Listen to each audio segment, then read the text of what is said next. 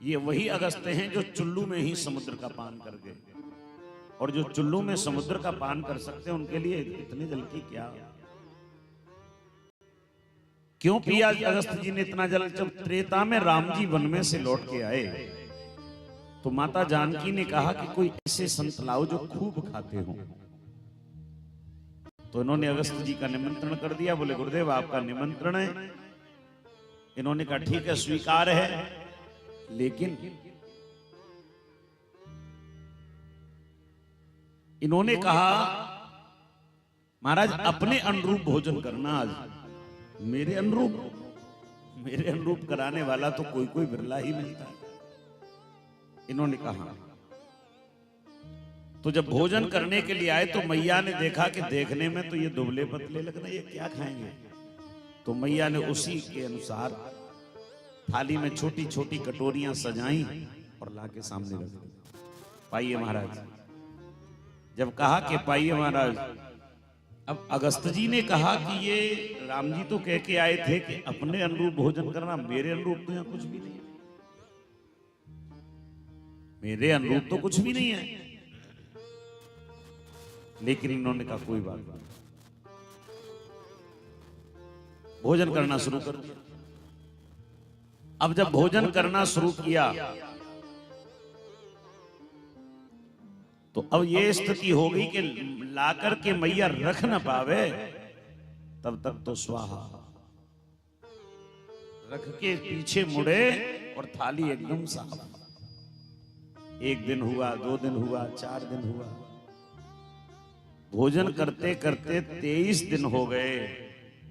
मैया ने गणेश जी को बुलाकर के हलवाई बना दिया और गणेश जी की दोनों पत्नियों को बुलाकर के पूड़ी बेलने में लगा दिया। मैया तो केवल परोसने का कार्य करती हैं, लाती हैं, रखती हैं और पीछे मुड़ती हैं, तब तक साफ। गणेश जी की दोनों पत्नी पूड़ियां बेलते बेलते थकने लगी। गणेश जी की 2 पत्नी हैं, क्या नाम है? सबको मालूम होगा ना, क्या नाम है? रिद्धि सिद्धि। सच नाम, सही नाम कौन बताएगा? हाँ खड़ी हो जाओ बेटा।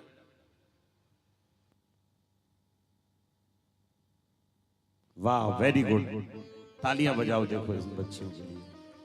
इन्होंने नाम बताया है सिद्धि बुद्धि, और सिद्धि बुद्धि ही नाम है गणेश जी। रिद्धि सिद्धि के तो भगवान गणेश प्रदाता हैं।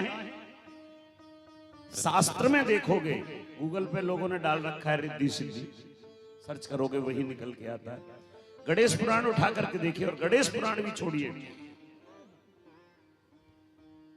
आचार्य जी जो पूजन कराते हैं सुबह, तो वेद का श्लोक वर्णन कर रहा है। सिद्धि बुद्धि सहिताय, सिद्धि बुद्धि, रिद्धि सिद्धि नहीं, सिद्धि बुद्धि सहिताय श्रीमन महागणाधिपतये नमः। एक है सिद्धि और दूसरी है बुद्धि। रिद्धि सिद्धि के तो भगवान गणेश प्रदाता हैं, देने वाले। तो दोनों को बुला करके पूड़ी बेलने में लगा दिया। 23 दिन हो गए। मैया बोली महाराज आयुर्वेद नहीं पढ़ा क्या आपने? बोले अब सिर हिला दिया। उन्होंने कहा बोलूंगा तब तक तो 2-4 पूड़ियां अंदर जाएंगी, ये बातों में क्यों लगा रही है? सिर हिलाया, सिर हिलाया। तो इन्होंने कहा, बोले आधा भोजन हो जाए तो पानी पी लेना चाहिए, आयुर्वेद कहता है थोड़ा जल पी लीजिए। तो इन्होंने कहा मैया चिंता क्यों करती हो, आधा हो जाएगा तो पी ही लेंगे। अब तो मैया और घबराई। हे भगवान, जिनका 23 दिन में आधा नहीं हुआ उनका पूरा कब होगा?